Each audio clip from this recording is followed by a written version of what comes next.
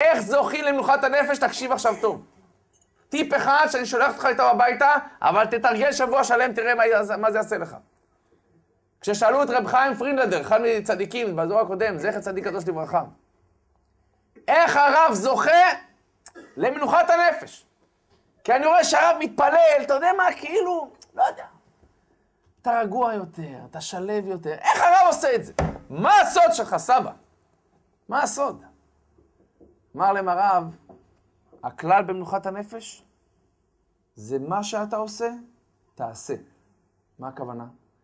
אם אתה מתפלל, תהיה שקוע רק בתפילה. אם אתה מברך, תהיה שקוע רק בברכה עכשיו. מה שאתה עושה, תתמקד. תעשה את זה עם כל כולך בפנים עכשיו. אם אתה אוכל, מצידי תאכל. אבל אל תעשה 21,000 דברים בבת אחת, כי אתה מפסיד.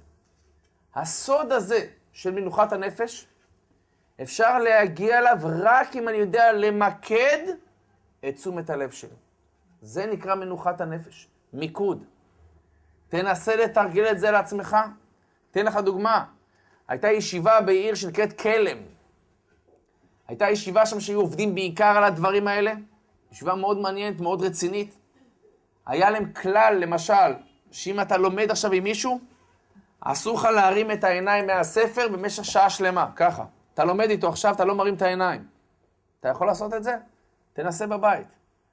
הם אמרו, יש ראיה מאברהם אבינו, כתוב, וישא את עיניו וירא.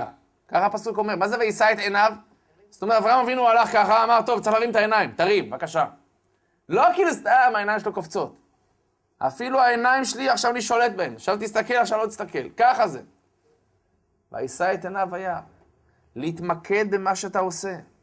היה אחד הרבנים, כולו הרבי מחורקוצ'וב, משהו כזה בקיצור. איזה עיר כזו אפלה, חורקוצ'וב. הבן אדם הזה הגיע לארצות הברית, הוא פגש בן אדם אחר, רב אחר, והתחילו לדבר, איפה היית בישיבה? הוא אמר לו, למדתי בישיבת וולוז'ין. הוא אומר לו, כן? איזה קטע, גם אני בישיבת וולוז'ין למדתי, אומר הרב הזה. באיזה שעות למדת, באיזה שנים למדת בישיבת וולוז'ין? הוא אמר לו, שנים כאלה. הוא אומר, איזה קטע, גם אני. איפה ישבת בבית מדרש? הוא אומר, ישבתי איפה שהיה עמוד מרכזי, ליד העמוד. מה זה קטע, גם אני. התברר שהם ישבו אחד ליד השני 3 שנים, והם בכלל לא הכירו אחד את השני. תראה מה זה מיקוד. הם באו ללמוד, חביבי, לא באתי לשחק איתך עכשיו. אתה יכול להגיע לדרגה כזאת?